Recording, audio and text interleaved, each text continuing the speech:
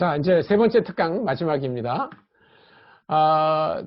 이제 성도의 선교적 삶에 대해서 좀 말씀을 드리겠습니다. 그래서 선교적 트라이앵글을 다시 말씀드리고, 정육신적인 삶을 모으고, 또 우리는 그들처럼 되지만 그들은 그들처럼 남아 있어야 되고, 또 토착과 신학 상황화의 기, 그 다음에 신학적 틀 밖에서 봐야 되는 거, 멍해와 명예, 이런 순서로 마지막 부분을 말씀드리겠습니다. 제가 어제 성교적 트라이앵글 말씀드린 거 혹시 생각나시는지 모르겠어요. 그래서 여기서 보면 하나님과 그 다음에 여기 하나님의 백성 그리고 세상 사이의 관계거든요. 그러니까 예를 들면 아브라함을 하나님이 부르셨을 때 하나님이 아브라함에게 뭐라고 말합니까? 내가 너에게 복을 주겠다. 이렇게 얘기하셨어요. 그러니까 복이라는 게 뭐 그런 물질적인 복이 아니라 그 하나님을 참으로 아는 거. 예. 그러니까 하나님을 안다고 하는 건 우리가 그분의 피조물이니까 우리를 아는 거예요, 사실은요. 예.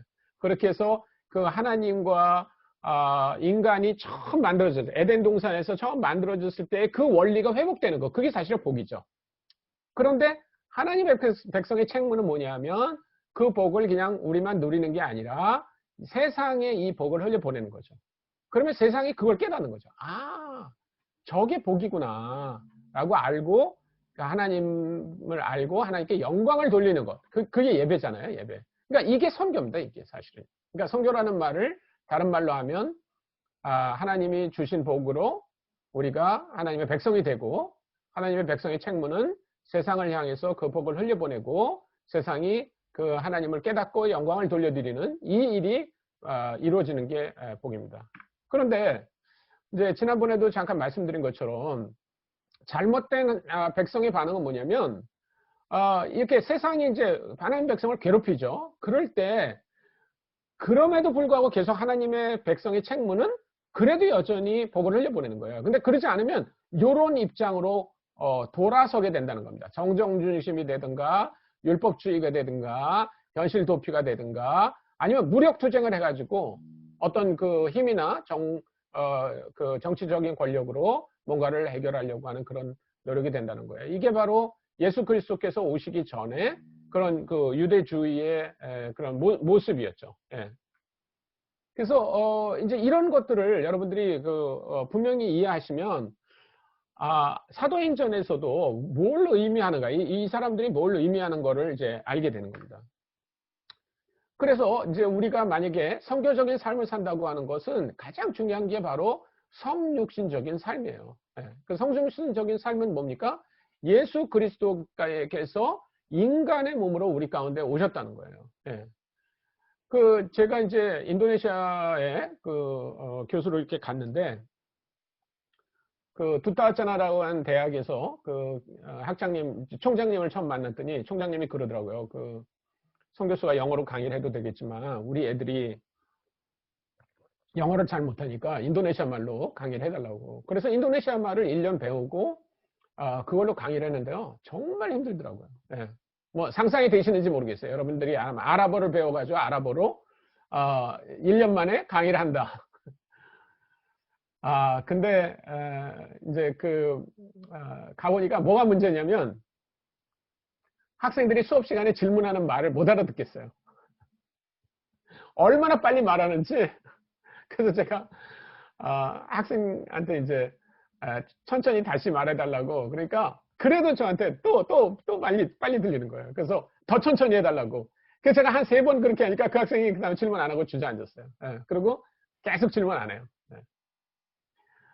한 학기가 끝났어요. 한 학기 끝났는데, 이제, 제가 있던 학교는 굉장히 좋은 시스템입니다. 그래서 교수가 이제 이렇게 회계학 문제를 가르쳐 주면, 설명을 하면, 조교 시간이 따로 있어요. 그래서 복잡한 문제는, 이렇게 뭐 계산하고 그래야 되는 거는 조교가 풀어줘요. 근데 그 조교가 저한테 이제 찾아온 거예요. 그래가지고,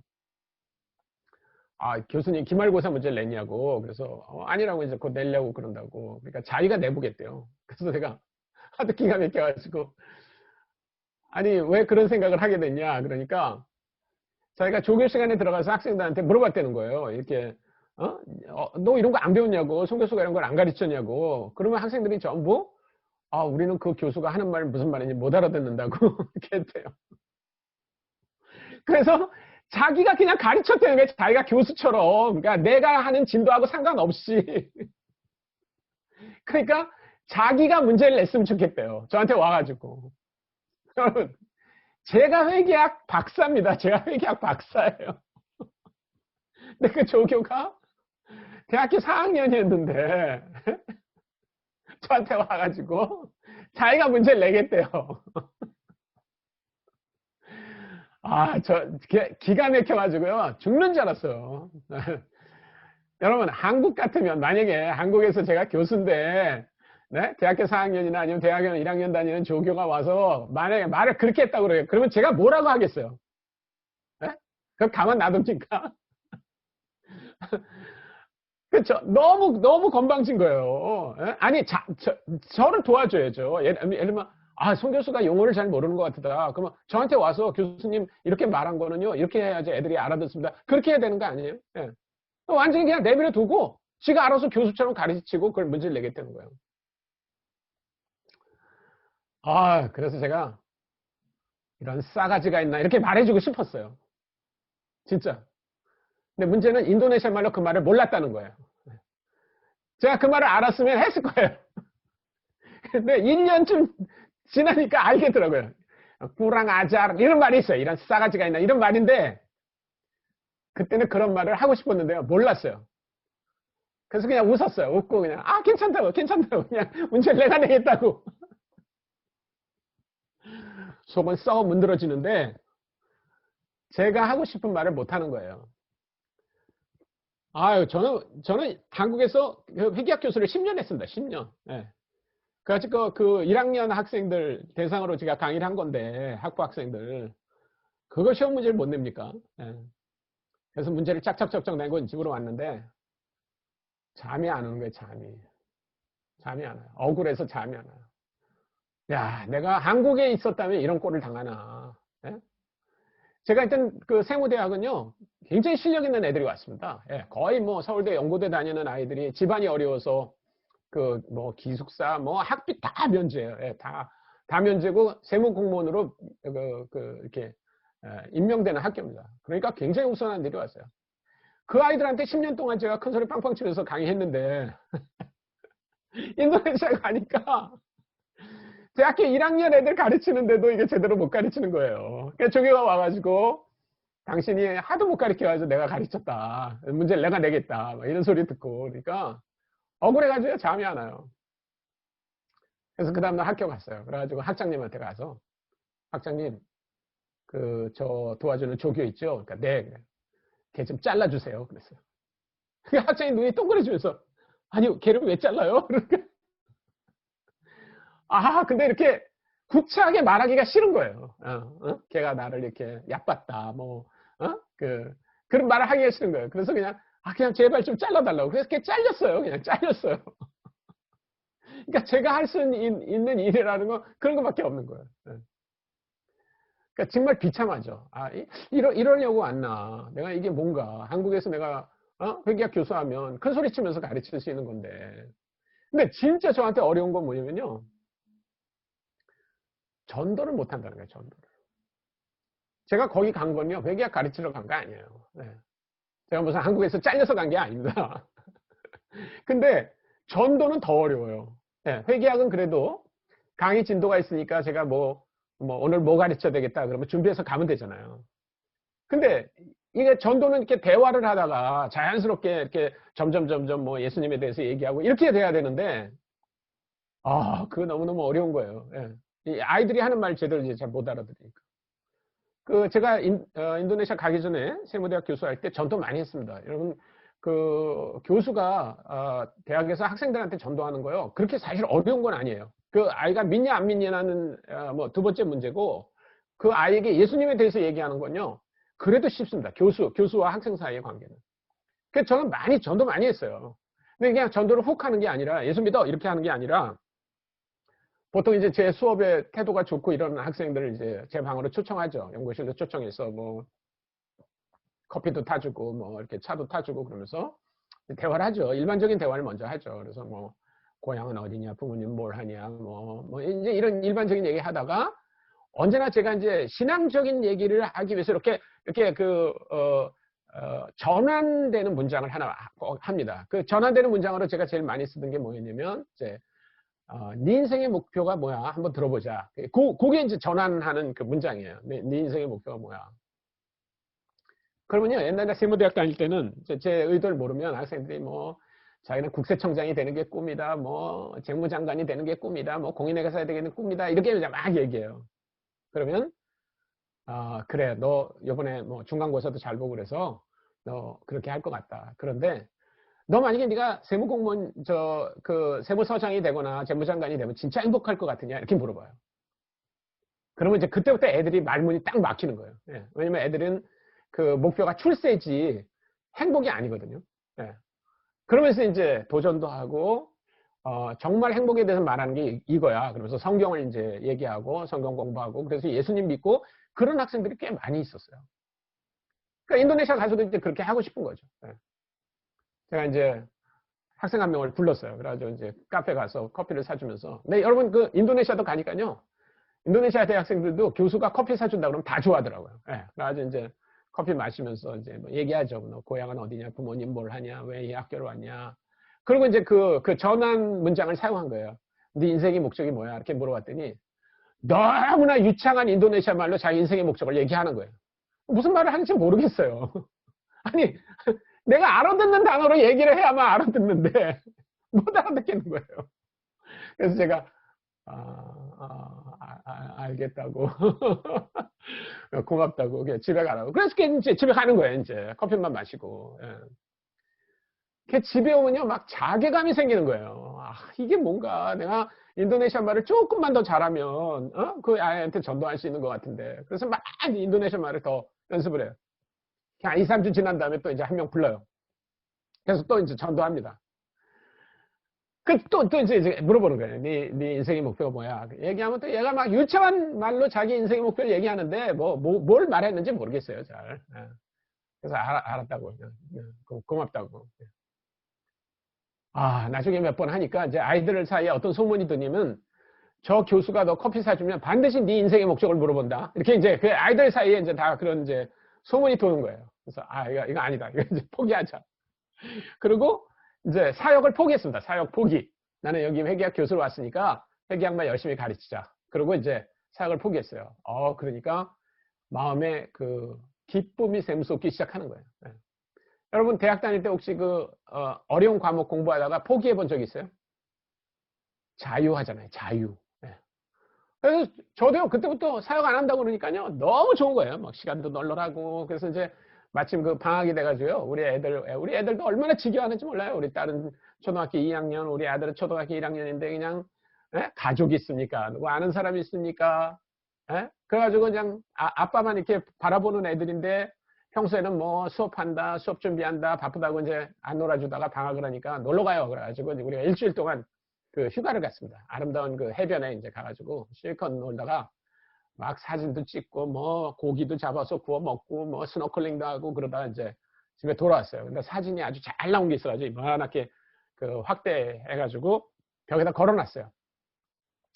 그 식당 옆에 식탁 옆에 이렇게 걸어놓고 이제 어느 날 점심을 먹는데 우리 딸아이가 그걸 이렇게 보더라고요 사진을. 그러더니 막 킥킥 웃어요. 그래서 왜 웃어? 뭐가 재밌어? 그러니까 아빠 우리는 좀 웃기는 가족 같아. 그래서 왜 웃기는 가족 같아? 그러니까 아빠 우리는 여기 선교사로 왔는데 전도는 안 하고 맨날 맛있는 것만 먹고 놀러만 다닌다 그러는 거예요.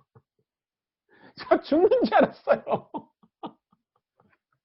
아니 우리 딸이 초등학교 2학년이었다고요. 초등학교 2학년.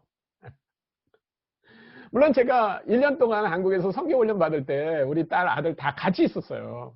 그렇지만 뭐 걔네들 놀러 다니죠. 성경훈련 받나요. 예, 그러니까 얘가 뭐 선교가 뭐다, 선교사가 뭐다 그런 거를 배울 것 같지가 않아요. 그런데 사실 이제 우리 딸이 그렇게 말하는 게 이해는 가요. 왜냐하면 저희가 이제 옛날에 그 세무대학 교수할 때 그 학교에서 마침 한 10분 정도 걷는 거리에 있는 아파트에 살았어요. 예, 그러니까 아주 통학하기에 딱 좋은 거리입니다. 걸어 다녔는데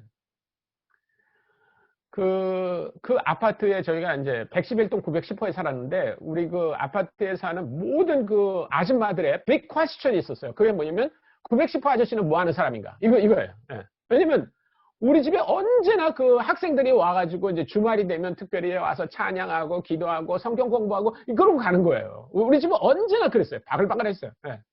그러니까 동네 사람들이 보니까 이상한 거예요. 저 사람이 젊은데, 그때 제가 아주 초기에, 30대 초반에 이제 교수니까, 저 사람이 젊은데 왜 맨날, 왜 저 집은 맨날 애들이 와서 저렇게 찬송을 하고 성경 공부를 할까? 근데 저한테 물어볼 수가 없잖아요. 그러니까 이제 초등학교 다니지 않는 우리 딸, 뭐, 5살, 6살짜리가 지나가면 물어보는 거예요. 야, 다위야, 아빠 어디 다녀? 이렇게 물어봐요. 그럼 우리 딸은 뭐 전혀 거침없이 아빠는 학교 다니죠? 딱 이렇게 말해요. 그러면 이제 너무너무 재밌잖아요. 아빠가 학교 다닌다. 그러면 학교 가서 뭘 해? 그러고 우리 딸이 뭐 전혀 거침없이 우리 아빠는 학교 가서 성경 공부를 해요. 딱 이렇게 말하는 거예요. 그러니까 우리 딸이 아빠에 대해서 본 거라고는 맨날 대학생들 모아가지고 집에서 성경 공부하는 것만 봤어요. 그러니까 뭔지 모르지만 아마 아빠가 인도네시아에 가면 그렇게 학생들 모아놓고 성경 공부하겠지. 그렇게 생각했던 것 같아요. 근데 우리 집에 아무도 오지 않았어요. 아무도 오지 않았어요. 그러니까 그게 현실이에요. 그러니까 저는 선교사였습니다. 그냥 평신도도 아니고 선교사로 훈련받고 거기 갔는데도 불구하고 아무것도 할 수 없다는 그 무력감. 그래서 제가 그 인도네시아에 가서 느낀 느낌이 뭐냐면, 내가 아무것도 할 수 없는 사람이구나. 이게 한국에 있을 때와 내 능력하고는 비교가 되지 않아요. 근데 그때 저한테 정말 아주 위로가 됐던 말이 예수님이 우리 가운데 어린아이처럼 오셨다는 거예요. 그거를 이제 우리가 성육신 삶이라고 말하거든요. 영어로 incarnational life 이렇게 말하죠. 예수님 그럴 필요가 없는 분이잖아요. 하나님이셨잖아요. 근데 그분이 정말 능력이 없는 아기로 와가지고 언어를 배우고 문화를 배우고 그 사람들이 어떻게 행동하나를 따라하는 그 과정을 갔다는 거예요. 우리 다 그래요. 우리 중에 예외인 사람이 없어요. 여러분들이 뭐 선교사로 가든 아니든 상관없어요. 여러분 아마 외국에서 사는 동안에 그런 느낌 굉장히 많이 드셨을 거예요. 내가 이게 정말 못하는 게 많구나. 그리고 이 사람들이 맨날 애기처럼 웃고 놀리고 아무리 그 사람들처럼 되려고 해도 어렵고, 근데 누구나 그 과정을 가야 돼요.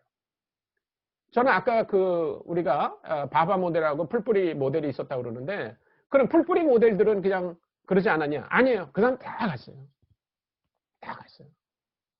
그 사람들이 언어를 배워야 되고, 무시당하고, 능력이 없는 것처럼 보이는 그 과정을 가야만 한다는 거예요. 예수님이 만약에 사역의 효과만 생각했다 그러면요, 어린아이로 오실 필요가 없죠. 슈퍼맨처럼 오는 거예요, 슈퍼맨.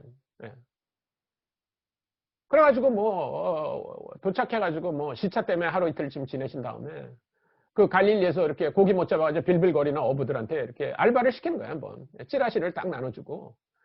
다리 저는 사람 한번 데려와 봐라.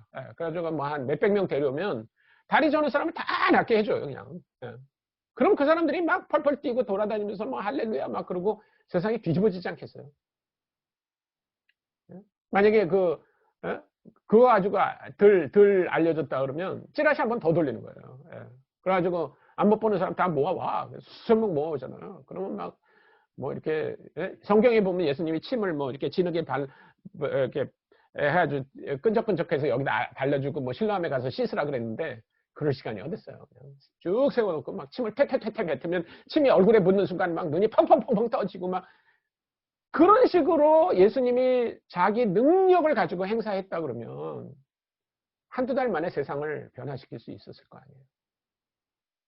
근데 예수님은 그런 방법을 하시지 않았어요. 그건 하나님의 방법이 아니에요. 하나님의 방법은 뭐였냐면 예수님처럼 어린아이로 와서 그 사람들이 사는 방식대로 살아가는 법을 배우는 거예요.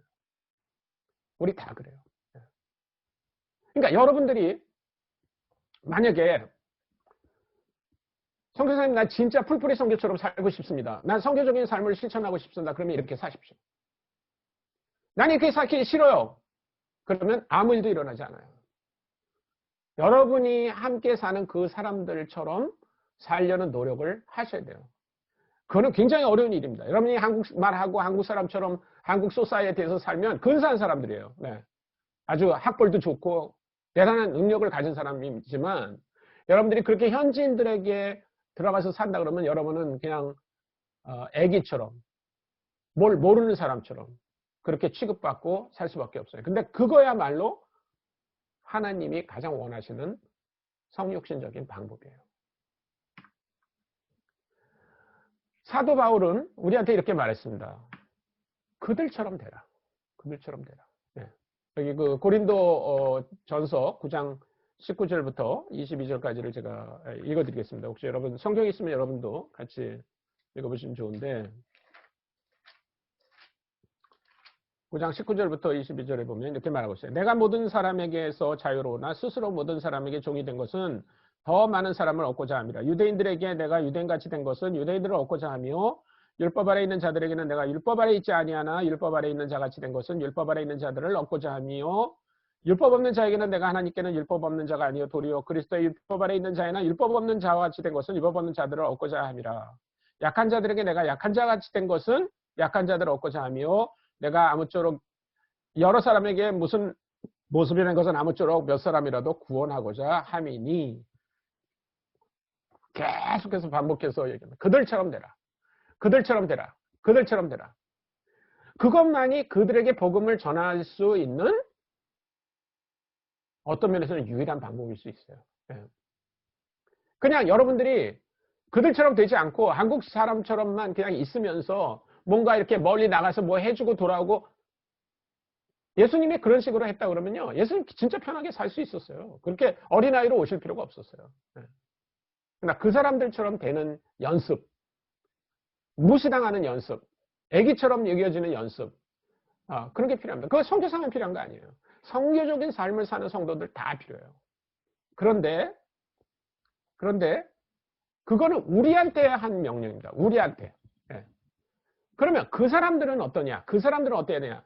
그대로 머물러 있게 해야 됩니다. 그대로 머물게. 여기 그 고린도 전서 7장에 보면 예수님이 이제 결혼하지 않은 여자에 대해서 얘기하면서 굉장히 재밌는 얘기를 해요.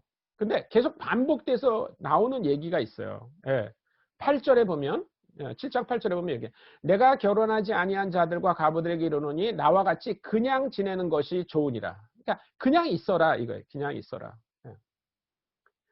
17절 9장 17절에 보면 오직 주께서 각 사람에게 나눠주신 대로 하나님이 각 사람을 부르신 그대로 행하라. 그대로 있어라. 그런 말이 계속 나와요. 20절 각 사람은 부르심을 받은 그 부르심 그대로 있어라. 그 앞에 뭐냐면 할례자에 대한 얘기가 나옵니다. 19절에 할례 받는 것도 아무것도 아니요 할례 받지 아니하는 것도 아무것도 아니로되 오직 하나님의 계명을 지킬 따름이라. 각 사람은 부르심을 받은 그 부르심 그대로 있으라. 그 다음에 이제 종에 대해서 얘기합니다. 종에 대해서 얘기하면서 내가 종으로 있을 때 부르심을 받았느냐 염려하지 말라. 그러나 내가 자유롭게 될 수 있거든 그것을 이용하라. 주 안에서 부르심을 받은 자는 종이라도 주께 속한 자유인이요 또 그와 같이 자유인으로 있을 때 부르심을 받은 자는 그리스도의 종이니라. 너희는 값으로 사신 것이니 사람들의 종이 되지 말라. 형제들아 너희는 각각 부르심을 받은 그대로 하나님과 함께 거하라. 계속 그대로 있으라. 그대로 있으라라고 계속 얘기하세요. 그러니까 그 얘기는 현지 신자들도 그렇게 될 수 있다는 거예요. 그러니까 예를 들면 현지 신자가 만약에 그 사람이 뭐 아랍 사람이라고 합시다. 그러면 아랍 사람이 예수 그리스도를 믿으면 아랍 사람이 안 되냐? 아니에요. 그거 잘못된 거예요. 저희 단체를 만든 사람이 제가 허슨 테일러라고 얘기 드렸죠. 그 허슨 테일러가 중국에 갔을 때 중국 사람들이 이렇게 말했어요. 중국 사람이 그리스도인이 되면 중국 사람 한 사람이 없어지는 거다. 그렇게 말했어요. 그래서 허슨 테일러는 뭐라고 말했냐면 아니다. 우리는 중국에 와서 그리스도인을 만드는 게 아니라 우리는 예수 믿는 중국 사람을 만드는 게 우리의 목표다. 그렇게 얘기했어요. 그게 굉장히 중요한 말입니다. 그러니까 현지인들을 예수 믿게 하는 것이 그 사람들을 우리처럼 만드는 게 아니라는 거예요. 우리는 그 사람들처럼 되지만 그 사람들은 그 사람들 그대로 예수 그리스도만 믿을 수 있게 만들어주는 게 우리의 목표여야 된다. 그 성경이 말하는 겁니다. 성경이. 자, 이제 예를 들면 그런 예를 하나 들어볼게요. 여기 그 홍콩에 가면 도풍사라고 하는 곳이 있어요. 도풍사. 이게 도풍사의 모습입니다. 예. 이게 굉장히 많은 사람들이 이게 절인 줄 알아요. 그 절이 아니라 이게 신학교예요, 신학교. 신학교. 예, 홍콩의 사틴이라고 하는 곳에 있는데 도풍사에 도풍사 뭐라고 쓰냐면 그 길도자 있죠? 그거에다가 바람풍자에다가 절사자 있습니다. 절사자. 이렇게. 도풍사라고 그래요, 도풍사. 근데 이거 묘하잖아요? 아주 묘하죠? 여기 묘하죠? 십자가, 요 종에 십자가가 있는데 그 십자가 밑에 뭐가 있어요? 연꽃 있죠? 연꽃? 이 연꽃이 뭐의 상징입니까? 불교의 상징이에요. 불교의 상징. 근데 그 불교의 상징 연꽃에다가 십자가를 딱 붙였어요. 요런 게 뭐라고요? 요런 게 상징 빼앗기. 요런 게 상징 빼앗기. 네. 대단하죠? 이게 예배당이에요. 예배당. 채플입니다. 채플. 네. 채플. 근데 꼭 불교 그 대웅전 같잖아요. 대웅전. 네. 안은 더 웃겨요. 네. 그 대웅전 안이 이런 모습이에요. 이런 모습. 네. 저는 원래 불교도였어요. 불교도. 고등학교 3학년 때 친구 꼬임에 넘어가서 예수님을 믿게 된 거예요. 네. 여기 뭐라고 썼어요? 도, 성, 육, 신. 네. 아까 그 인카네이셔널 그 원리를 여기 말해요. 도, 성, 육, 신. 성육신의 도란 뜻이에요. 네. 여기 십자가가 있고 네. 예배당이 이렇게 돼 있어요. 그래서 이제 별의별 루머가 다 있습니다. 어떤 사람은 이게 원래 절이었는데 거기 주지 스님이 예수를 믿고 모든 그 스님들을 다 예수 믿게 해가지고 이게 교회가 된 거다 이렇게 말하는 사람들인데 그거 다 루머예요. 루머. 다 루머고 이거는 이제 그 어떤 선교사와 관련이 있습니다. 거기 1900년 정확히 1900년에 그 칼 라이얼트라고 하는 선교사가 있었어요. 이 사람이 노르웨이 사람입니다. 노르웨이 루터란 교단의 목사였어요. 근데 이 사람이 중국에 선교사로 갑니다. 근데 1900년에 이 사람이 중국에 도착해 보니까 중국에 벌써 그리스도인들이 많은 거예요. 교회도 있고.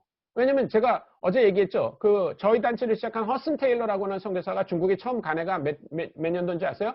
1854년이에요. 1854년. 그러니까 칼 라이얼트는 허슨 테일러가 중국에 간 지 45년 뒤에 간 거예요. 45년 뒤에. 예. 그 당시 1900년대는요. 우리 중국 선교사 차이나 인랜드 미션 선교사만 해도 수백 명 있었어요. 예. 그래서 이 사람이 아니 와 보니까 여기 교회도 있죠. 예수 믿는 사람도 많이 있죠. 선교사도 많이 있죠. 그럼 내가 똑같은 일을 해야 될까? 아니다. 나는 미전도 종족에게 복음을 전하겠다.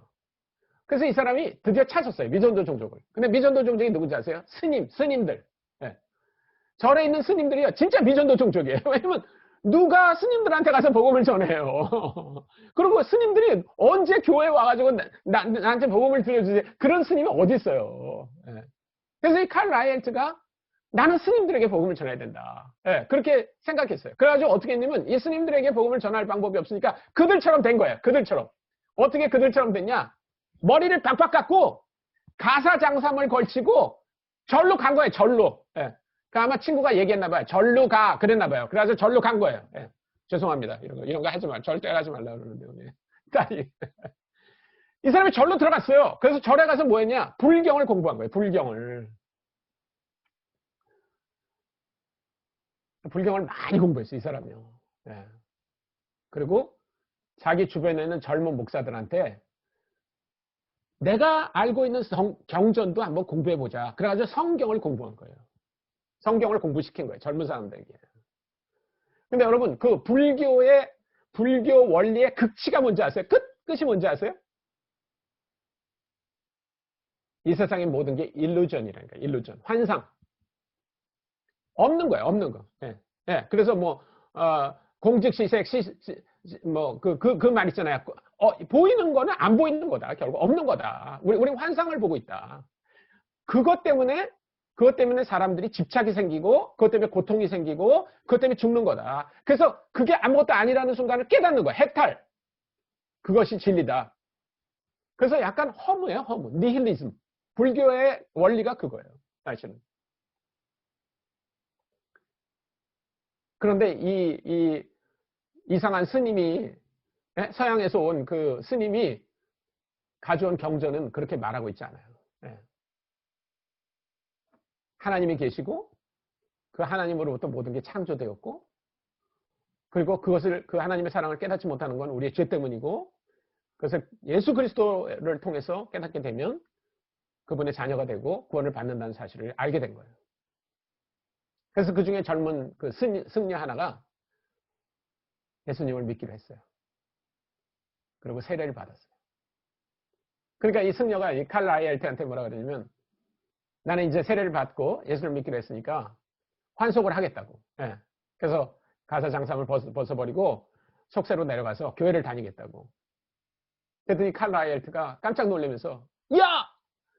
그렇게 하면 여기서 누가 복음을 전해? 너는 이제부터 승려들에게 복음을 전해야지. 그래가지고 그 승려가 남아가지고 계속해서 승려들에게 복음을 전한 거예요.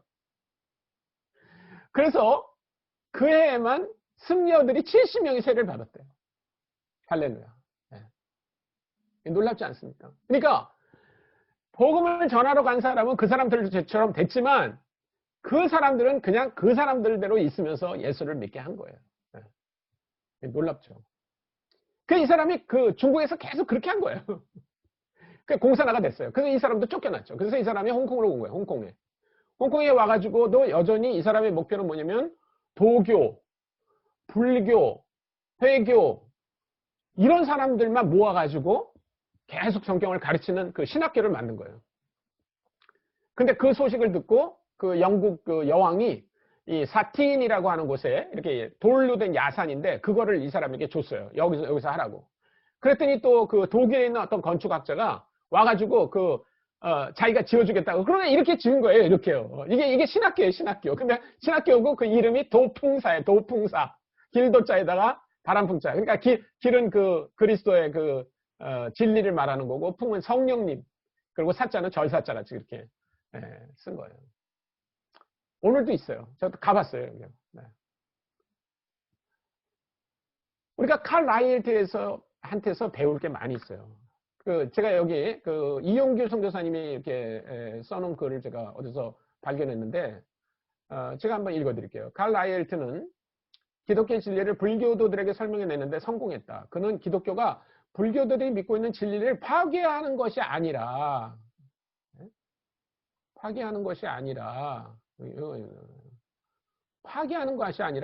그들이 믿고 있는 진리를 온전하게 해줄 수 있는 길로, 완성시켜주는 길이라고 알려줬다는 거예요. 그러니까 그 불교도들을 향해서 칼 라이엘트가 말한 거는, 니네 잘못 믿고 있어, 니네 틀렸어, 이렇게 말한 게 아니라, 오케이, 니네 잘 믿고 있어, 니네 믿는 거 괜찮아, 좋은 거야. 그러나 미안해, 2% 부족이야. 뭔가 온전케 하는 진리가 필요해. 그래서 그것을 완성해주는 완성자로서 예수 그리스도를 설명했다는 겁니다. 그러니까 예수 그리스도가 완성자로 설명돼야지, 네가 이제부터 네가 있는 체제에서 떠나서 기독교로 들어와, 그렇게 하는 것이 아니라는 거예요. 그는 계속해서 직접 불교도들을 찾아다니며 그들을 도풍산으로 초대해 불교도들에게 이해될 수 있는 방법으로 복음을 제시하곤 했다. 그 결과 이 숫자에 대해서는 조금 논란의 여지가 있습니다. 많은 사람들이 기독교에 대해서 호의를 갖게 했다. 이건 마지막입니다. 중국에 들어온 서구 선교사들이 자신의 문화에 대한 우월감 속에서와 자기 방식을 현지인들에게 주입하려고 했을 때, 라이엘트는 당시 선교사들이 관심 밖에 위치했던 불교 승려들을 찾아가 그들과 살며 그들에게 귀하게 여기는 진리에 대해 먼저 배우려고 이해하려고 했다. 우리에게 생각하게 하는 게 많이 있지 않습니까? 예를 들면 우리와 종교가 다른 사람들에게 우리는 어떻게 접근하는가 하는 거예요. 너희가 잘못됐어, 이제 거기서 떠나가지고 우리한테 와 라고 하는지, 아니면 너희 잘 믿고 있어, 그러나 예수 그리스도가 완성자야 라고 얘기해 주는가 하는 거예요.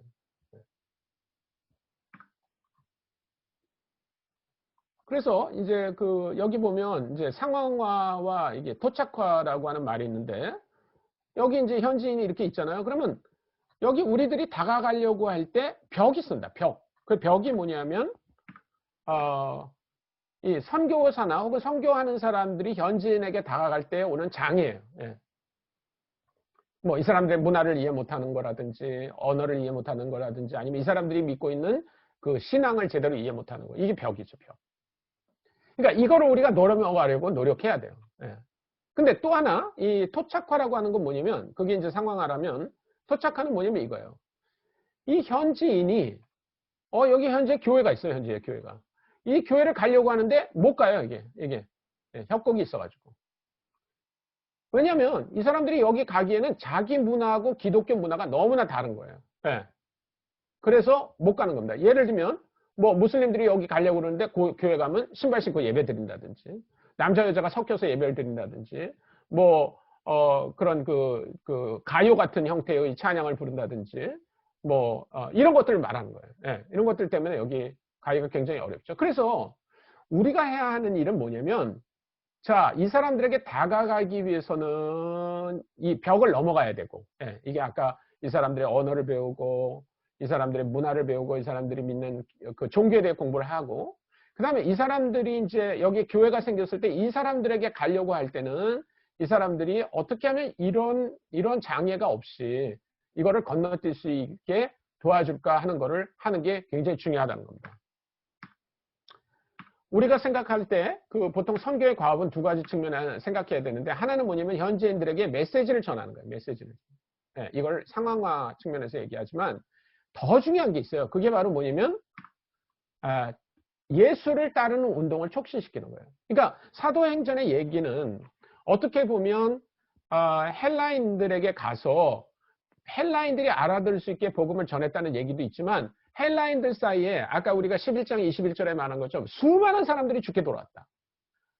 그 이야기가 이루어지게 하는 게 우리의 목표라는 거죠. 네.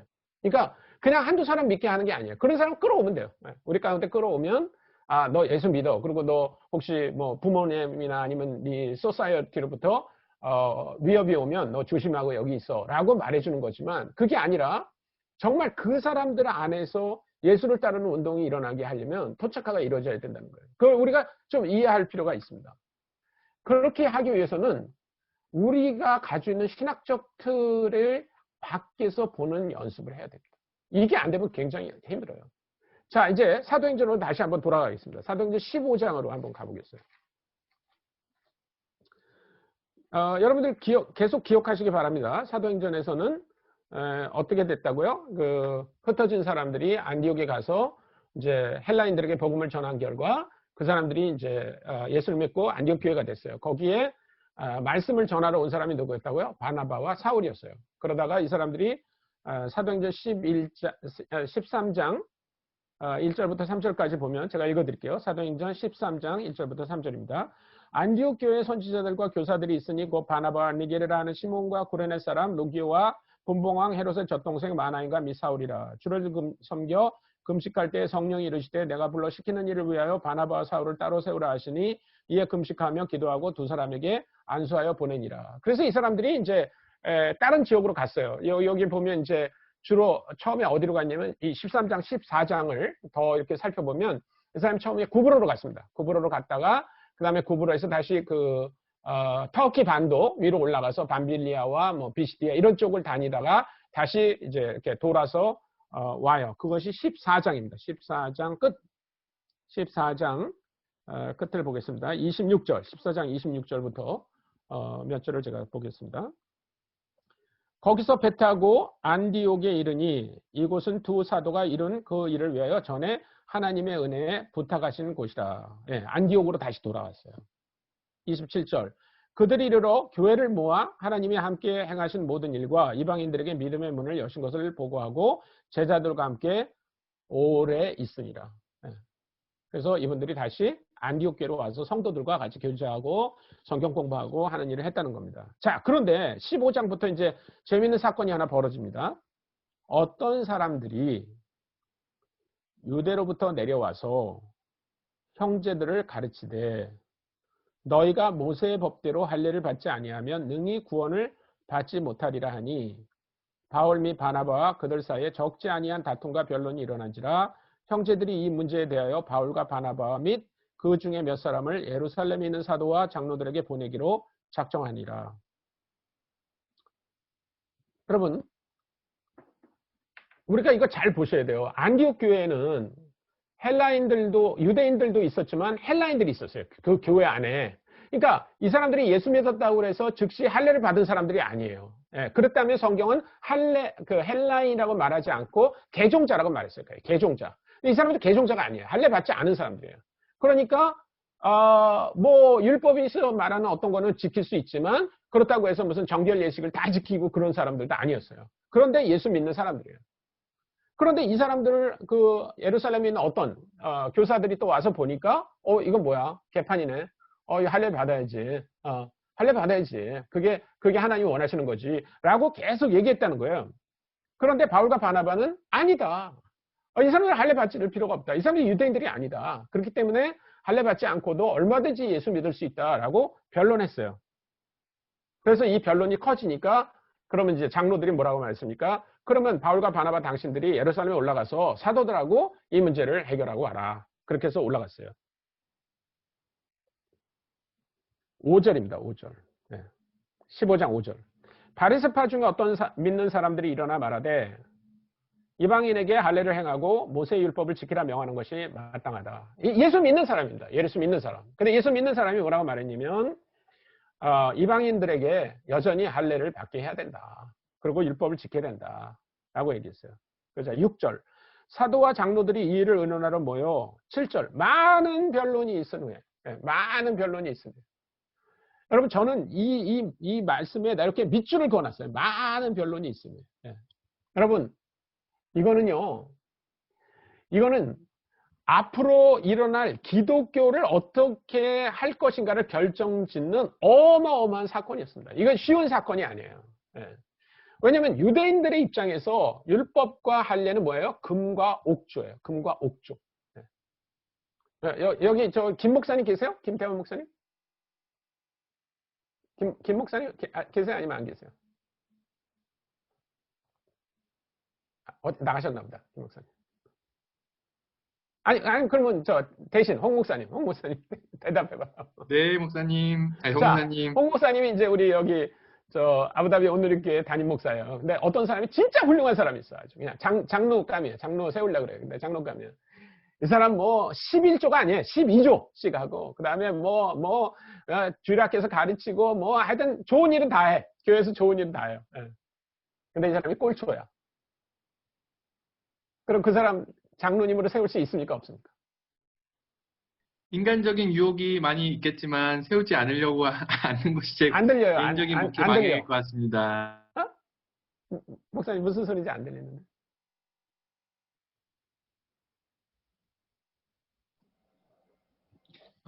인간적인 유혹이 많이 있을 것 같지만 왜 소리가 안 들리지? 소리가 안 들리세요? 나만 안 들리네. 다른 사람은 들리세요? 네, 잘 들립니다. 나는 잘 혹시 이거 빼시고 하여튼 세우면 힘들 것 같습니다. 안 들려.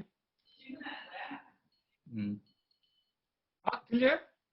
네. 인간적인 유혹은 있을 수 있을 것 같은데 네.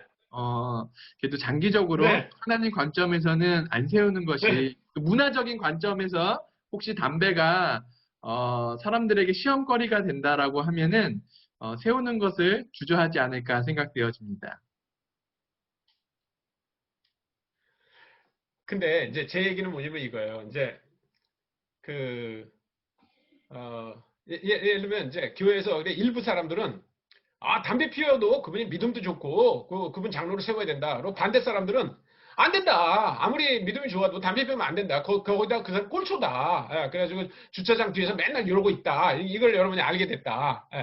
아니면 장로 얘기하지 말고 손창남 선교사로 얘기합시다. 손창남 선교사가 보니까 진짜 훌륭해. 성경도 잘 가르치고 그래. 근데 보니까 손 선교사가 담배 핀대. 이걸 알게 됐어요. 그러면 손 선교사를 아부다비 온누리교회 강사로 초대할 건가 말 건가? 여러분들이 많이 의논한다 그럽시다. 아마 난리 날걸요. 난리 날 거예요. 여러분 담배가 우리 구원에 아무 관계가 없다는 거 알잖아요. 그래도 담배 피는 사람을 강사로 초청할 거냐 안 할 거냐 하나 가지고 만약에 우리가 회의를 한다 그러면 몇 시간 회의를 할 것 같아요? 꼴초인 분을 장로로 세우냐 마냐를 가지고 만약에 우리가 의논한다 그러면 며칠 동안 얘기할 것 같아요. 아마 몇 달 걸릴지도 몰라요. 그런데 그러니까 여기 이 많은 변론이 있은 후에 지금 할례 문제를 갖고 얘기할 때 많은 변론이 있은 후에라고 얘기하는 거는요. 얼마나 긴 시간인지 몰라요. 저는 오랜 시간 동안 토론한 것 같아요. 이 사람들이. 예. 그런데 거기에서 이제 베드로가 일어나서 얘기합니다. 10절.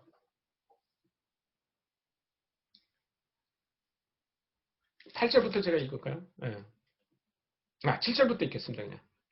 많은 변론이 있은 후에 베드로가 일어나 말하되 형제들아 너희도 알거니와 하나님이 이방인들로 내 입에서 복음의 말씀을 들어 믿게 하시고 오래전부터 너희 가운데서 나를 택하시고 또 마음을 아시는 하나님이 우리에게와 같이 그들에게도 이방인들에게도 성령을 주어 증언하시고 믿음으로 그들의 마음을 깨끗이 하사 그들이나 우리나 차별하지 아니하셨느니라. 그러니까 이 얘기는 자기가 고넬료의 집에 가서 본 거를 얘기하는 겁니다. 예. 그때 똑같이 성령을 주셨다. 이렇게 얘기하는 거예요. 10절. 그런데 지금 너희가 어찌하여 하나님을 시험하여 우리 조상과 우리도 능히 매지 못하던 멍에를 제자들의 목에 두려워하느냐. 멍에라고 얘기했어요. 멍에. 베드로가. 여러분 유대인들에게 율법과 할례는 멍에가 아니었어요. 그들에게 금과 옥죄예요. 1400년 동안. 그 광야에서 나왔을 때부터 할례를 받고 그 사람들은 할례를 지키고 자기 자녀들에게 할례를 주면서 그 사람들이 자기가 하나님의 표식을 몸에 가지고 다닌다고 하는 것 때문에 얼마나 자랑스러워했는지 몰라요. 근데 베드로는 지금 그것을 멍에라고 얘기하고 있어요. 그래서 그런 얘기들 끝에 이제 28절이 결론입니다. 28절에 보면 성령과 우리는 이 요긴한 것들 외에는 아무 짐도 너에게 지우지 아니하는 것이 옳은 줄 알았느니 우상의 제물과 피와 목매어 죽인 것과 음행을 멀리할지니 이에 스스로 삼가면 잘되리라 평안을 원하노라 하였더라. 그래서 결정했어요. 예루살렘 교회에서 이방인들은 할례 받을 필요 없다.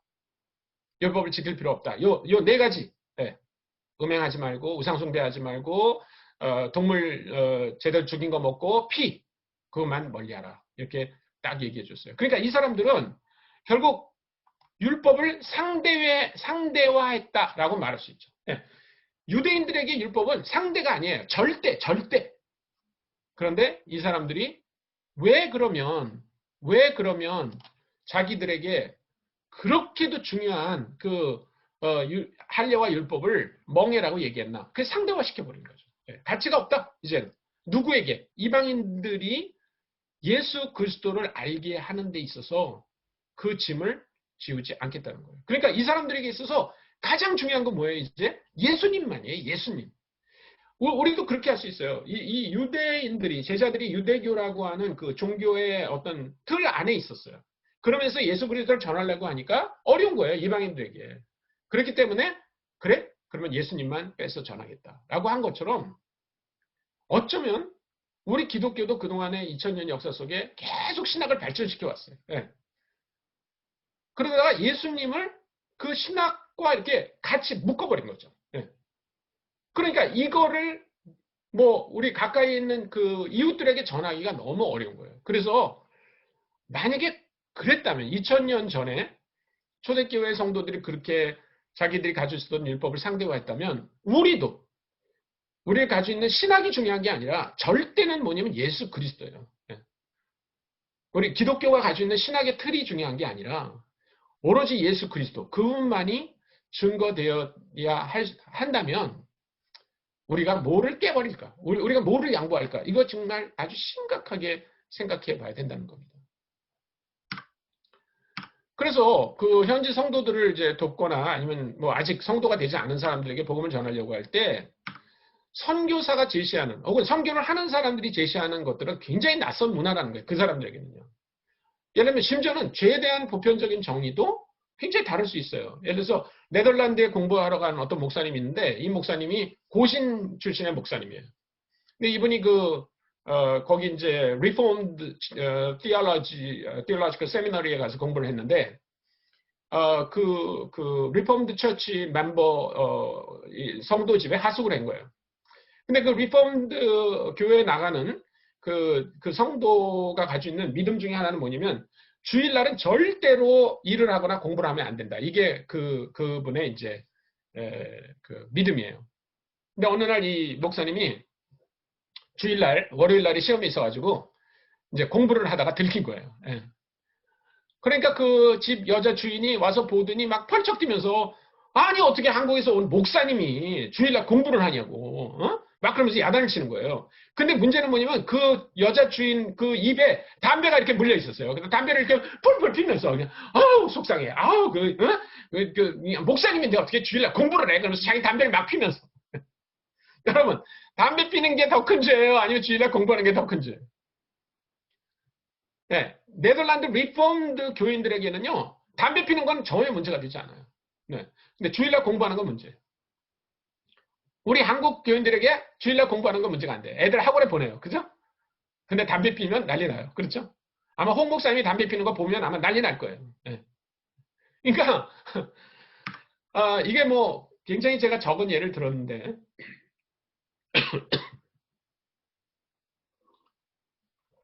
상대적으로 봐야 될 게 굉장히 많이 있다는 거예요. 그래서 결국 그 사람들이 우리처럼 되려고 하는 게 아니라 성령님의 어떤 역할이 거기 있다는 겁니다. 예, 그래서 그 사람들이 정말 성령 안에서 꼭 고쳐야 될 것들은 그들 안에서 고쳐나가도록 우리가 기도해야 돼요. 그래서 변혁의 주체가 우리가 아닙니다. 예, 그들이 성령님을 의지해서 변할 수 있도록 도와줘야 된다는 겁니다. 누가 판단할 건가? 그러니까 우리의 윤리 기준으로 얘기하는 게 아니라 현지인들의 윤리 기준을 가지고 판단해야 돼요. 어떤 것들은 예를 들면 뭐 무슬림들은요 어떤 면에서는 어떤 건 우리보다 더 나을 수 있어요. 네. 뭐 어떤 건 아니지만 그러니까 그렇다고 할 때 그냥 다른 사람이 다른 종교를 갖고 있다는 것 때문에 너희는 틀렸어라고 말하면 안 된다는 거예요. 그래서 그 현지 신자들의 어떤 공동체가 있으면 이 사람들이 판단하도록 도와주는 것이 우리의 역할이지. 우리가 직접적으로 그 사람들이 뭘 잘하고 잘못하고 있다 이렇게 말하지 않고 우리가 할 수 있는 일은 뭐냐면 어떻게 하면 이 사람들이 우리가 가지고 있는 틀을 벗겨버리고 오히려 예수 그리스도만 전할 수 있을까 이게 중요하다는 겁니다. 저는 아까 사도행전 15장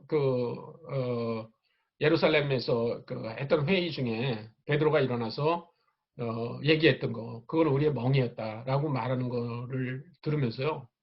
정말 이 사람이 겸손한 사람이 아닌가. 그런 생각을 해봐요. 그 베드로는 여러분이 아시는 것처럼 겸손한 사람이 아니잖아요. 굉장히 나서고, 잘난 척하고, 이런 사람이었어요, 사실은요.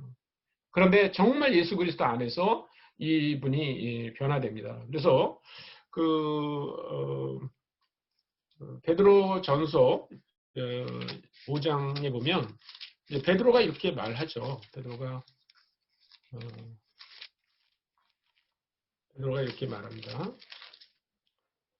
젊은 자들아 이와 같이 장로들에게 순종하고 다 서로 겸손으로 허리를 동이라. 하나님은 교만한 자를 대적하시되 겸손한 자들에게는 은혜를 주시니라. 그러므로 하나님이 능하신 손 아래서 겸손하라. 때가 되면 너희를 높이시리라.